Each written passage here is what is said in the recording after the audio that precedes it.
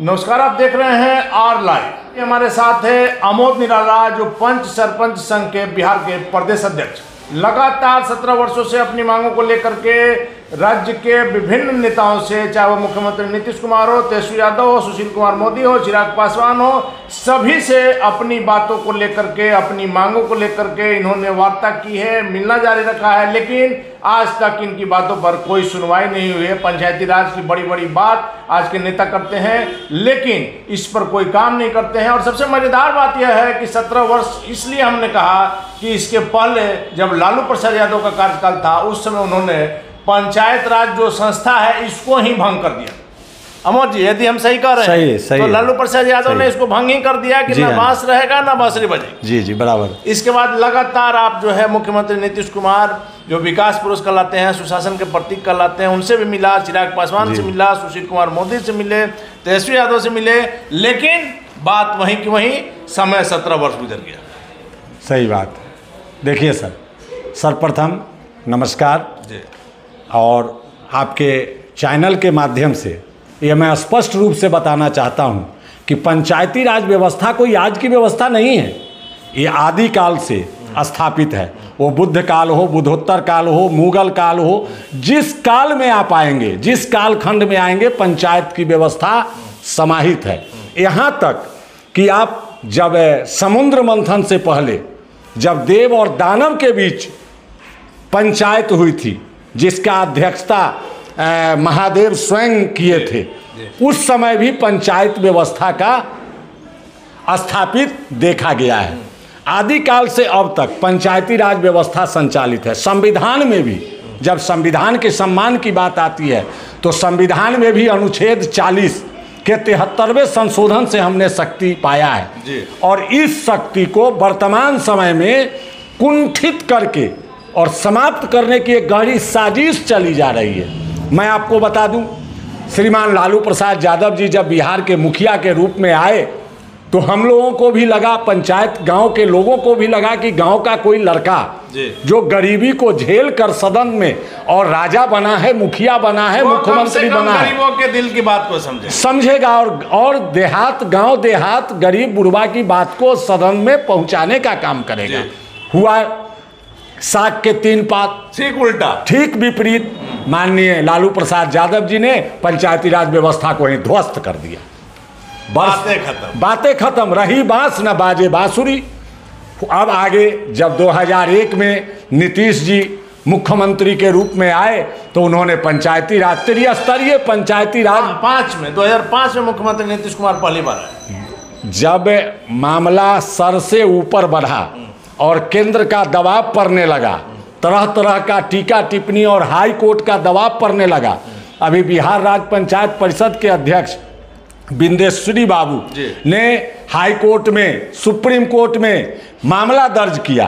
काफ़ी जब प्रेशर पड़ा, तो 2001 में त्रिस्तरीय पंचायत नामक व्यवस्था को चुनाव कराने की घोषणा की गई। अच्छा, 2001 में घोषणा की गई। चुनाव भी हुआ, पर ग्राम कचहरी का नहीं हुआ। ग्राम कचहरी का चुनाव सर्वप्रथम 2006 में हुआ, जो नीतीश जी ने कराया और माननीय उच्च न्यायालय के आदेश और दबाव में उन्होंने कराया। इसके कारण चुनाव तो उन्होंने करा दिया, लेकिन उनके अंदर एक जिद, एक क्या बोलते हैं उसको, हठ बैठ गया कि हम नहीं चाहते थे, और न्यायालय ने दबाव देके ऐसा कराया। क्योंकि न्यायालयों में बाद का संख्या दिन प्रतिदिन बढ़ता जा रहा है। जी, संख्या तो बढ़ते जा रही है। चुनाव हुई, बहुत अच्छा, हम लोगों को कुछ भी नहीं मिलता था, बहुत अच्छा। फिर भी हम लोग चुनाव में भाग लिए, निर्वाचित होके आए, और संघ संगठन बना करके हम लोगों ने अपनी समस्या को सरकार तक पहुंचाने का जो लोकतांत्रिक व्यवस्था है, उसके तहत हम लोगों ने किया। पर हुआ कुछ नहीं, किसी के कानों पर जू तक नहीं रेंगा। फिर भी लगातार संघर्ष करते रहे।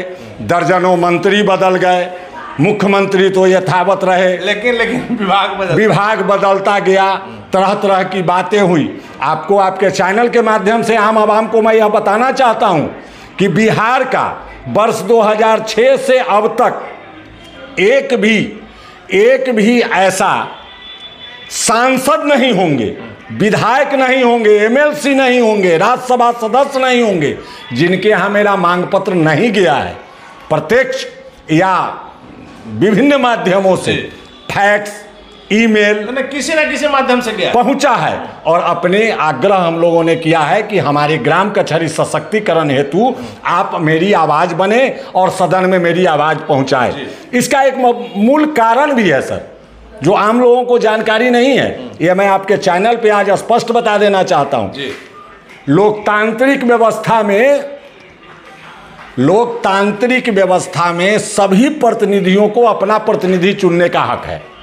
जैसे मुखिया, वार्ड, जिला परिषद, ये सब स्थानीय निकाय में एमएलसी चुनते हैं जो उनकी बात सदन में उठाते हैं। अब विधायक, जो विधायक बन के आते हैं वो भी राज्यसभा के लिए चुनते हैं, विधान परिषद के लिए वोट देते हैं और उनका प्रतिनिधित्व भी उसमें हो जाता है। लेकिन हिंदुस्तान का एकलौता राज्य बिहार है जहां ग्राम कचहरी संचालित है, और दुर्भाग्य के साथ कहना पड़ रहा है कि हम भी जनता के बीच से जीतकर पंच, उप सरपंच, सरपंच के रूप में हम आए हैं, पर आज तक बिहार के निमित्त जो शेड्यूल है 27/4 के तहत जो मुझे भी मतदाता बनाया जाता तो मेरी आवाज़ भी कोई, मेरे भी प्रतिनिधि कोई होते और मेरी आवाज़ सदन तक पहुंचता। ऐसा व्यवस्था ही कट कर दिया गया कि इनकी आवाज़ भी सदन तक न पहुंचे। हम लोग बाध्य होके संगठित हुए, संघ बनाए और संघ बनाकर वर्ष 2006 से 2023 तक लगातार आंदोलन कर रहे हैं, लेकिन कोई सुनवाई नहीं, कहीं कोई सुनने वाला नहीं है। केंद्र में बैठे गिरिराज सिंह हमारे पंचायती राज के मंत्री हैं, उनके यहाँ भी दर्जनों आवेदन हमने दिया। इसके पहले सम्राट चौधरी यहाँ हमारे पंचायती राज के मंत्री हुआ करते थे, उनको दिया। इसके पहले विनोद यादव हमारे मंत्री हुआ करते थे, उनको दिया। इसके पहले कपिल देव कामत हमारे मंत्री हुआ करते थे, उनको दिया। किस किस गली में न गया, लेकिन किसी ने सुना नहीं। रेणु जी उप मुख्यमंत्री हुई, वह हमारे पंचायती राज विभाग के मंत्री भी हुई, उनको भी जाके आग्रह किया। कौन देश में गया यह बिहारी, लेकिन कहीं कुछ नहीं। अभी अभी हम लोगों ने 11 नवंबर को ऐतिहासिक पटना के सबसे बड़ा हाल बापू सभागार में हम लोगों ने धरना प्रदर्शन किया था।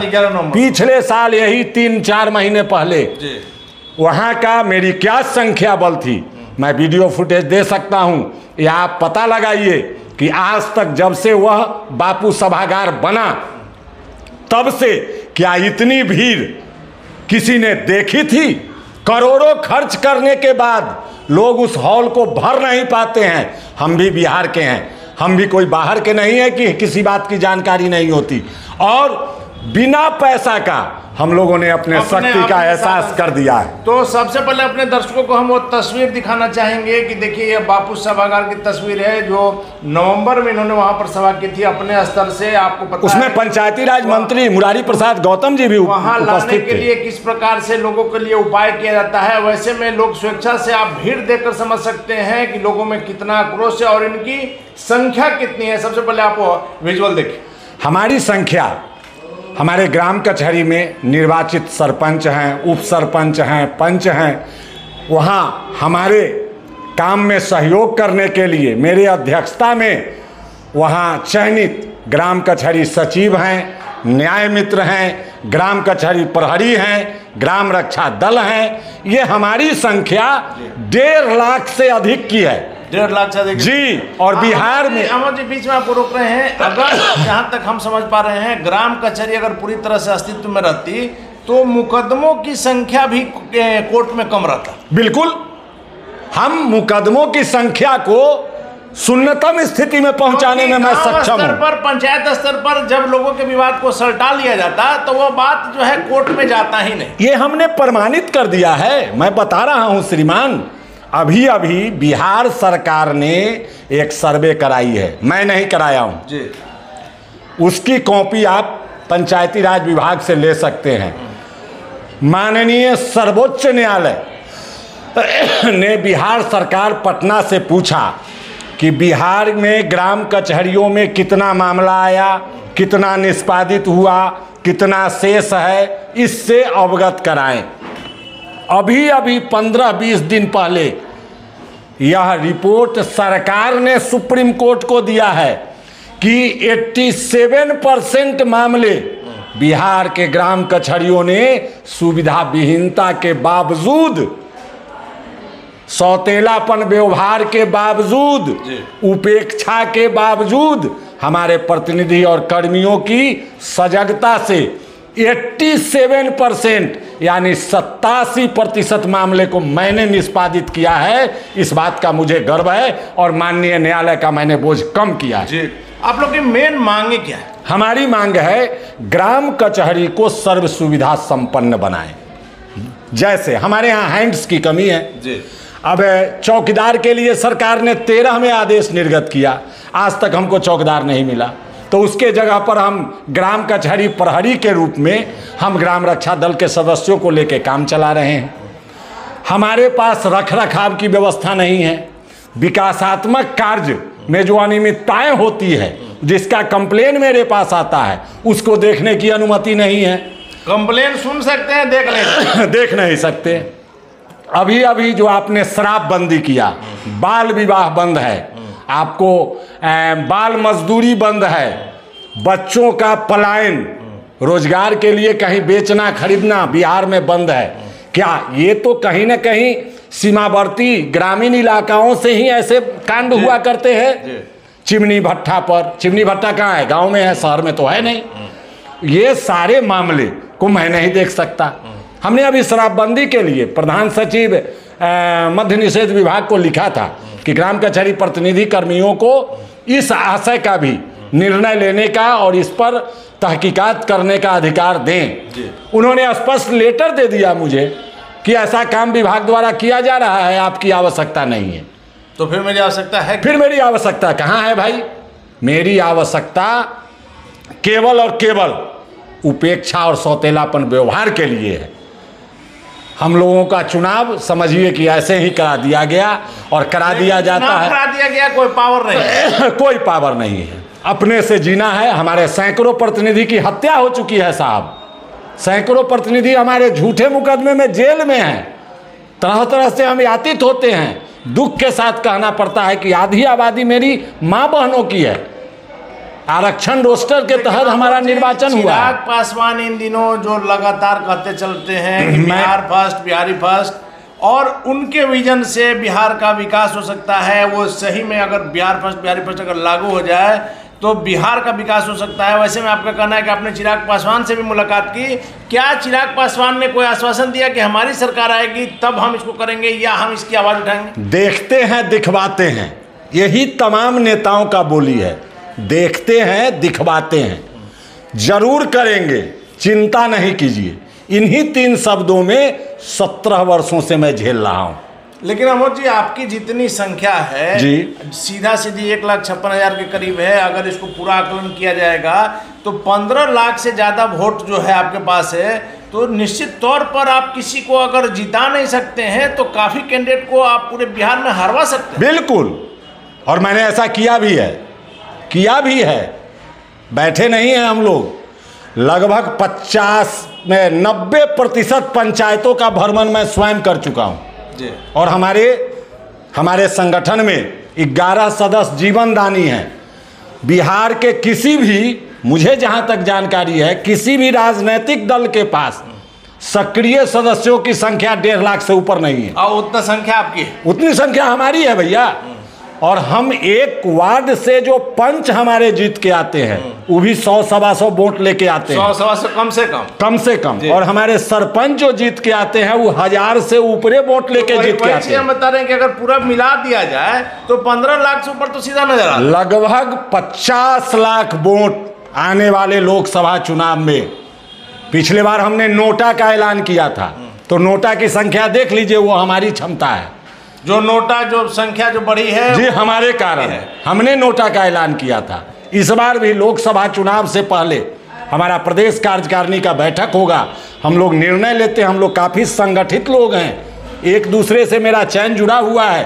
कल हमारा 11 कल आपका वहाँ गर्दनीबाग धरना सर पर जी हाँ धरना प्रदर्शन है 11 सूत्री मांगों के समर्थन में ग्राम कचहरी सर्व सुविधा संपन्नता हेतु।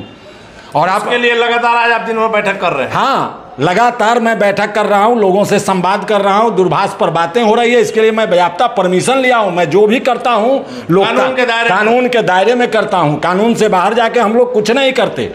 हम लोग न गलत करते हैं, न गलत सुनते हैं, न गलत करने की इच्छा रखते हैं। चलिए अमोद जी, आखिरी सवाल मेरा है कि जितनी आपकी संख्या है उस हिसाब से पॉलिटिकल पार्टी को तो आपको हाथ लेना चाहिए था। बिल्कुल। लेकिन 2024 का जो चुनाव आने वाला है, जो कि बिहार अभी से चुनावी मोड में आ गया है, वैसे में इस बार आपके संघ जो है, आप लोग की जो संख्या करीब है 15 लाख से ऊपर, जो सीधा सीधी नजर आ रही है, वो किसको देंगे? कौन आपकी मांग मांगेगा तो आप उस पार्टी को, उस नेता को वोट देना पसंद करेंगे? ये कृपया हमारी जनता को बताएं। हम लोग किसी जाति, पार्टी, धर्म, नेता का गुलाम नहीं है। जो हमारा सहयोग करेगा, जो हमारे लिए संघर्ष करेगा, जो हमारी बात को सदन में उठाएगा, जो हमारी हक की लड़ाई लड़ेगा, मैं उसके साथ हूँ। जो आपके हक की लड़ाई लड़ेगा, एकदम मंच से कहेगा कि मैं सरकार में आऊंगा तो इस चीज को करूंगा, उसको आप वोट देंगे? मैं कहूंगा, कहने के लिए तो सब आज तक कहते रहे, उसको मैं पहले से देखूंगा ना। जैसे अभी समय है स्थानीय निकाय एमएलसी चुनाव में वोटिंग राइट्स के लिए हमारा विधि विभाग दिल्ली में फंसा हुआ है फाइल। संसद में सभी सांसदों को मैंने लेटर लिखा है, वो संसद में इस बात को उठाएं। आपको जब विश्वास होगा बिल्कुल आप लोग लेंगे, नहीं तो last option NOTA. Last option तो हमारा नोटा था, है और रहेगा। और उतना ही नहीं, इस बार खेल मैं डबल करूंगा। आपको मैं कहिए तो कुछ पत्र दिखा दूं। हम खुद न बोल रहे हैं तो प्रमाणित बात बोल रहे हैं। रोड छाप लोग हम लोग नहीं हैं। हम लोग गांव में, गांव समाज के में सम्मान पाते हैं। और अल्लाह ईश्वर के बाद अगर कोई सम्मान पाता है समाज, गांव समाज में, तो वह है पंच परमेश्वर जी। आप देखते होंगे सभी लोग गांव से जुड़े हुए हैं। देखते होंगे कि बूढ़े बूढ़े हमारी माँ बहन, अभिभावक, पिता तुल्य लोग भी आके समाज में जब पंचायत में बैठते हैं तो कहते हैं कि पंच परमेश्वर का जो निर्णय होगा मुझे सिरोधार्य है। तो मैं वहाँ से आता हूँ, मैं भारत की आत्मा से आया हूँ। और हमारी यह दुर्दशा अब ग्रामीण क्षेत्रों में बर्दाश्त नहीं की जा रही है। केवल हम ही नहीं हैं, अब हमारे वोटर सपोर्टर, जिनको मेरे कारण सुविधा, इन व्यवस्था के कारण, राज्य सरकार के व्यवस्था के कारण हम तक सुविधा नहीं पहुंची, हम उनको सुविधा नहीं दे पा रहे हैं। इस बात से वो भी खींचे हुए हैं, दुखी हैं। और इस बार वो कहते हैं कि आपका जो निर्णय होगा हम लोग भी आपके साथ होंगे। अब जात पात का बंधन टूट रहा है, अब लोग शिक्षित हो रहे हैं। अब पहली वाली बात नहीं रही। जाति के नाम पर आप मूर्ख नहीं बना सकते। नहीं बना सकते। अब जो बना लिए आप बना लिए। अब अभी देखिए आज बिहार बंद है। वो कोई पत्रकार जी हैं, मनीष कश्यप जी, उनको झूठा केस में क्या फंसाया गया है, पूरा डिटेल्स मुझे जानकारी नहीं है। लेकिन परसों शाम को मेरे आवास पर 5 लोग आए थे और उन्होंने कहा था मुझे कि मनीष कश्यप जी के कारण परसों बिहार बंद है, आप मेरा समर्थन कीजिए और पंच सरपंच को रोड पे उतार दीजिए, बिहार का चक्का जाम करा दीजिए। हमने कहा कि भैया मैं डीपली इस चीज को जान नहीं रहा हूं, तो नहीं करूंगा। और मेरा कार्यक्रम ऑलवेज पहले से तय है 24 का, तो 23 को बिहार बंद और 24 को धरना प्रदर्शन। ऐसा मैं नहीं करता हूं, हम लोगों का एक सिस्टम है, उसके तहत काम करूंगा। और आपको मैं एक चीज बता दूं, थोड़ा बंधु थोड़ा देंगे फाइल, एक लेटर मैं सर को दिखाना चाहता हूं आपके चैनल के माध्यम से आम आवाम को, कि यह लेटर जो है ये प्रमाणित क्या करता है, इसको देखा जा सकता है। ये सर देखिए, ये है आंकड़ा जो राज्य सरकार ने माननीय सुप्रीम न्यायालय को भेजा है। रिपोर्ट वित्तीय वर्ष 2021-22 और वित्तीय वर्ष 22-23 का है, जिसमें हमने मात्र 2 वित्तीय वर्ष में एक 67,472 और दूसरा 59,070, इतने मामलों का मैंने निष्पादन किया है, इसलिए अब बताइए इससे बड़ा कार्य मैं क्या कर सकता हूँ। और लगातार संघर्ष जारी है और कल का जो मेरा होगा विशाल धरना प्रदर्शन वो निश्चित रूप से ऐतिहासिक होगा। कितने की संख्या कल हो सकती है? संख्या बल बहुत ज़्यादा होगा। 5000 से ऊपर? क्या 5-10 हजार की बात करते हैं, ज्यादा होगा। बहुत ज़्यादा होगा। चलिए, धन्यवाद। पटना अस्त व्यस्त की स्थिति में नजर आएगी। धन्यवाद आपका। तो ये थे हमारे साथ अमोद निराला जी, जो पंच और सरपंच संघ के बिहार के प्रदेश अध्यक्ष हैं, जिनका साफ तौर पर कहना है कि हमारी जो संख्या है निश्चित तौर पर जो पिछले बार नोटा में जो वृद्धि हुई थी वो हमारे कारण हुई थी, और जो भी पॉलिटिकल पार्टी हमारी बातों पर ध्यान नहीं देगी हम लोग उसको वोट नहीं देंगे, और उन्हीं लोगों को वोट देंगे जो हमारी बातों को सुनेगी, हमारी समस्याओं को समाप्त करेगी। निश्चित तौर पर इनकी संख्या बल को देखते हुए पॉलिटिकल पार्टी के लिए भी यह चिंता की बात है कि अगर आप इनका साथ नहीं दीजिएगा तो ये भी आपका साथ नहीं देंगे, और 2024 के चुनाव में इनकी बातों का क्या असर हो गया देखने वाली बात होगी। फिलहाल आप बने रहें आर लाइव के साथ।